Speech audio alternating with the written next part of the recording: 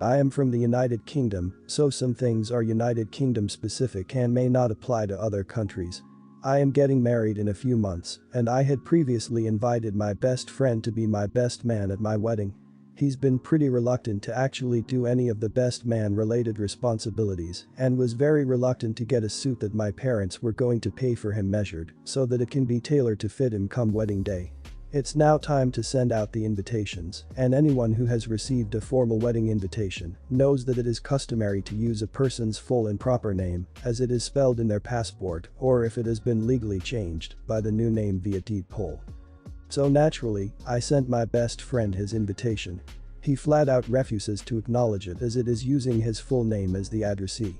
So I contacted him about it, explaining how it is a formal invitation and how we don't necessarily want to use full names, but that it's customary to do so and expected by all parties involved. But he won't have it, he's acting like a big baby and throwing a lot of stress and frustration my way for it.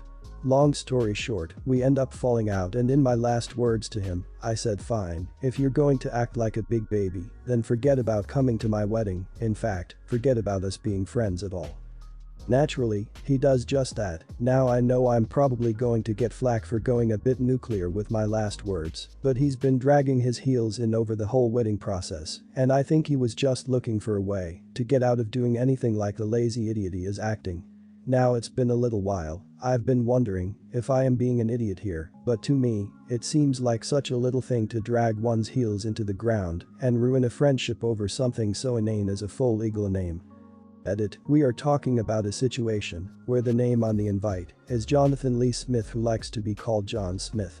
And no, for all those asking, he is not trans, and I am not dead naming him.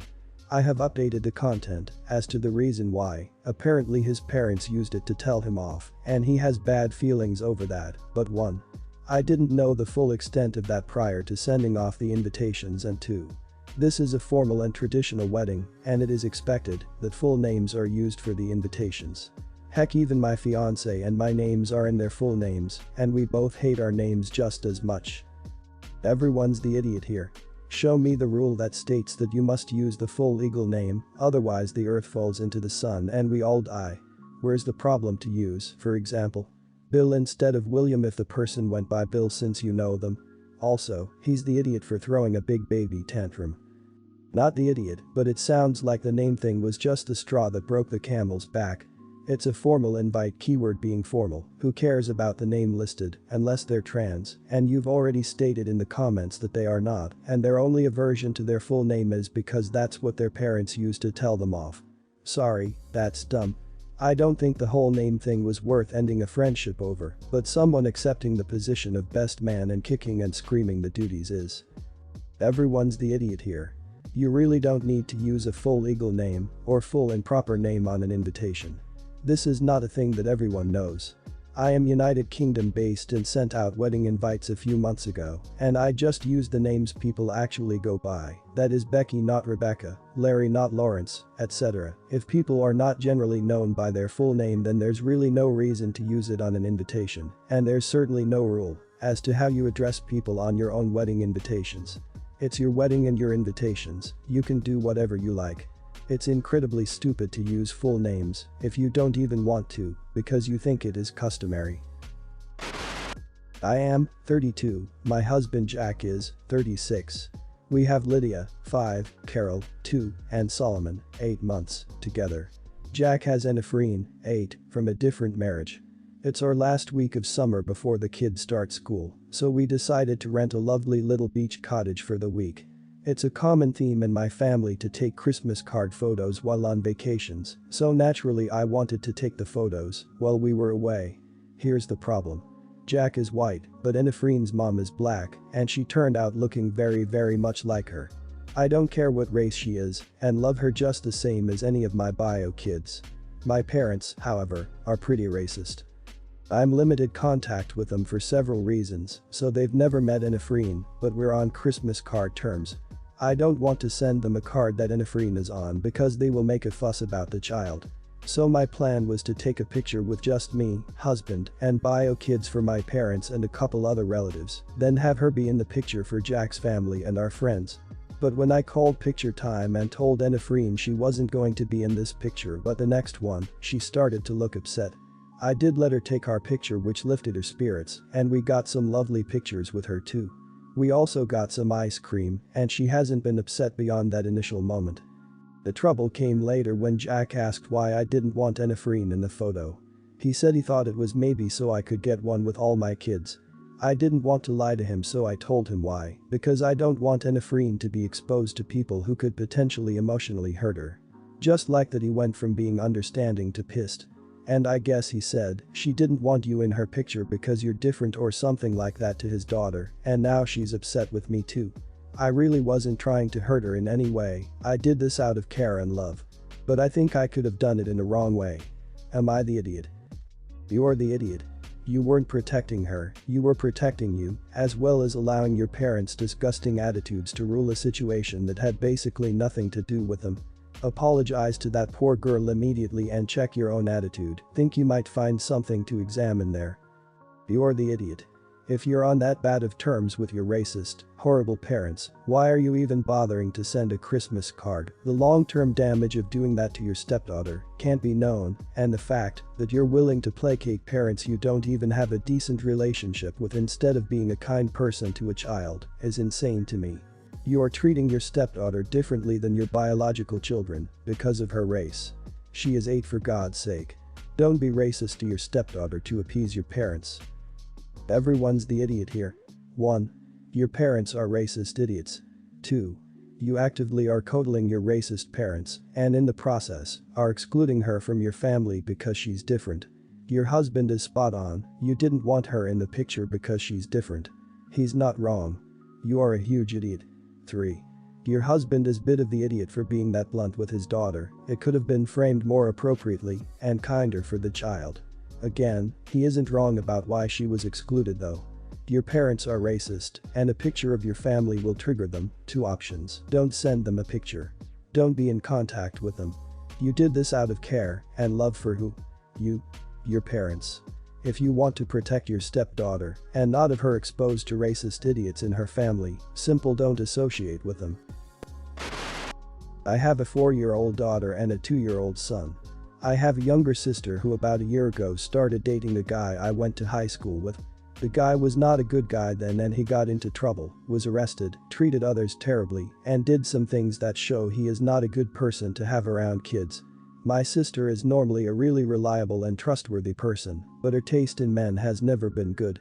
She dated a guy who had kids and didn't take care of them and wanted to marry him. She dated a dealer for a while. She dated a guy who went to prison 2 months in and stayed with him for a few months after his release because she didn't believe his stealing from his brother's girlfriend was enough reason to break up. This current guy is still rough around the edges to say the least. I met him twice since, and the second time he tried to pick a fight with my husband because they disagreed on a video game and he, sister's boyfriend, was mad. We're talking real mad to the point my husband had to just leave. My sister had babysat a couple of times for us in the past, and she loved doing it. 2 weekends ago my husband and I were having a night out with friends. She offered to babysit, I said it was okay, we already had plans made, which was true, but those plans were my husband's parents who were out of the way. My sister realized after my daughter told her grandma gave her ice cream for dinner. My sister was hurt I didn't make the easy decision of her.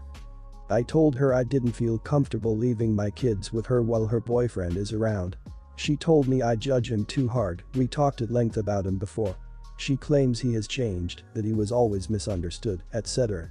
I told her she wasn't in school with him and she didn't see his crap on a daily basis back then. I also pointed out his reaction over a video game disagreement. She said he was having a bad day. I told her I wouldn't want him having a bad day around my kids. She said I should still trust her and rely on her to take care of my kids. I told her there will be no babysitting for her while he's around. She said he's going to be their uncle, so I better get used to him being around. Am I the idiot? Not the idiot. You've evaluated the risk associated with a boyfriend, and it's not worth it, and that is very correct. Your sister highlighted a valid point, he has changed over the years compared to when he was in school.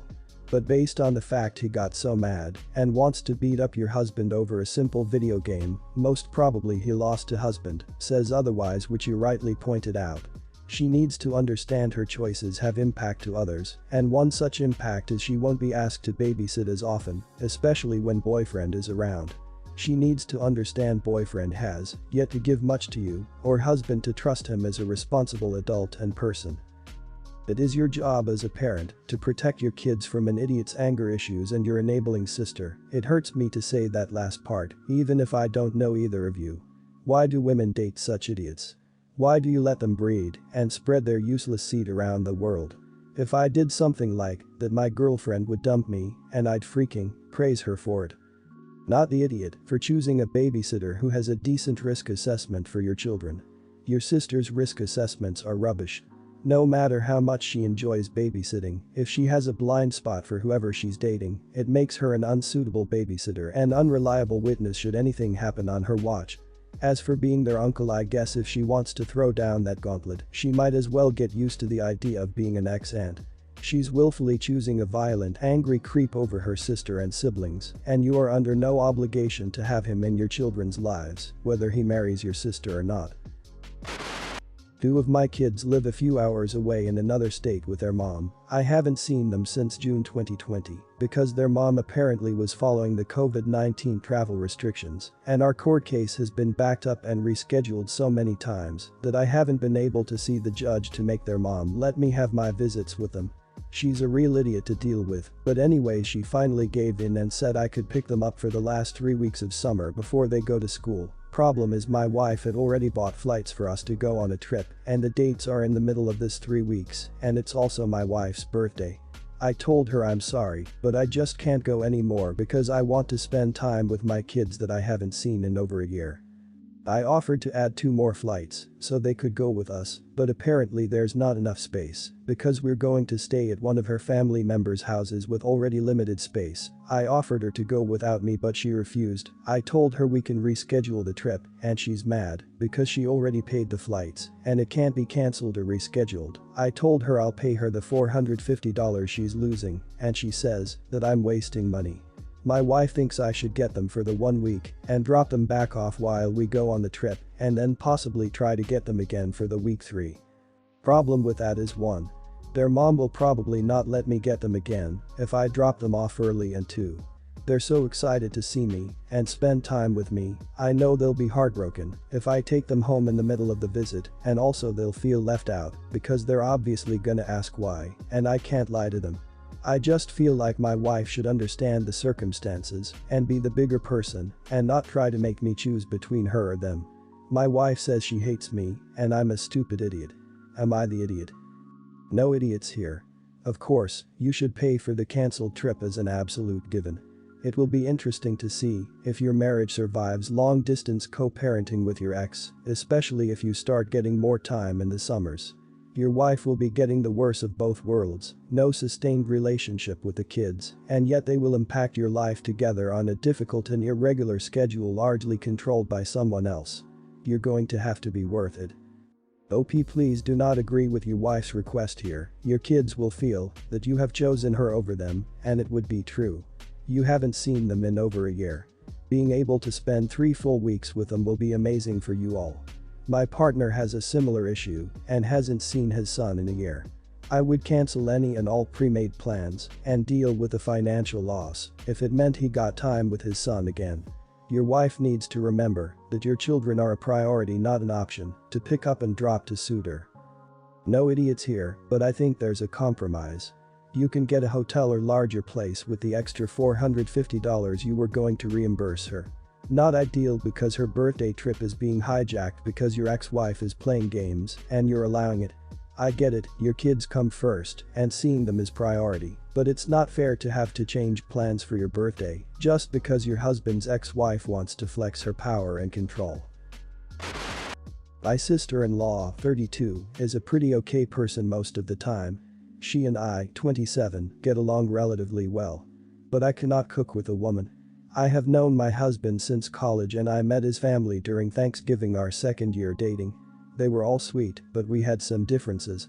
For holidays, my family is huge into family cooking together and everyone pitching in. My husband's family love to order in. Both are valid, but I think they find it so weird that we put a lot of effort into cooking. except my husband and his older sister. She was really excited that I was cooking when he and I moved in together and was always coming over to eat. She also loved when we hosted a Thanksgiving or Christmas dinner because again, we cooked. About 3 years ago she asked if we could cook together sometime because she was really inexperienced and didn't know much beyond the most basics. I was excited to have someone who wanted to learn, but soon I learned how bad she is at following directions and how hard she is when something doesn't go just right. She's short-tempered in situations of something happening. One time she let the pot boil over and she was cursing and lost her cool, even after I reassured her it was no big deal. She cut the chicken up too small once and the same reaction happened. If I ask her to do something and it's 50-50 on whether she does it right or whether she struggles to get what I'm asking her. A few times she has decided to wing it and it turned out bad, which again is a temper thing. During lockdown I realized how much I didn't miss it. As much as I love cooking with people, I don't like how serious she gets over the small stuff and how I feel like I am on edge waiting for her to blow. Things can and will go wrong from time to time, but she can't handle it. In March we had a dinner for my father-in-law's retirement and I cooked, sister-in-law helped like she always wants to, and my husband had to remove her because she was getting so worked up. It was after that I decided to just say no from now on. My husband and I had both talked to her about her blow-ups before, but nothing worked. She wasn't happy with me saying no and the reason why. She came back to me a few weeks ago and said she had practiced and had gotten better. I told her I would need to see it. She told me the best way would be for us to cook together again. I told her if she wasn't willing to do it solo to show me, then no, and that I am done cooking with her because I do not like when she snaps. She told me I'm the idiot when I am supposed to love cooking with family. Am I the idiot? Not the idiot. I get that she is learning and gets frustrated, but if it's too much for you, she needs to accept that. Is that how your husband's family deals with frustration? Maybe she has ADHD and has difficulty focusing, and without someone with her, she struggles to follow instructions or guide videos. If any of this is true, it's still not your fault or problem. If she's struggling, she needs to voice the issue and control her reactions to things. A lot of people think cooking has to be perfect when it doesn't. It's so sad to see a woman of her age behave like that. Like sister-in-law needs to work on herself. I've always enjoyed how cooking can be therapeutic, and then watching your loved ones enjoy themselves and be all full and happy. It's satisfying. Also, don't be surprised if sister-in-law trying to ride your thunder and catch herself some side praise for helping. Basically, a child would be of better help in the kitchen. Cooking with family or friends should be a fun activity. Yes, someone might struggle, me. But one thing is struggling, and another is getting that upset that you end up messing up on purpose because participating makes you that irritated in the end. If she gets that upset at minor mistakes, then she should just cut or chop food, but not cook at all.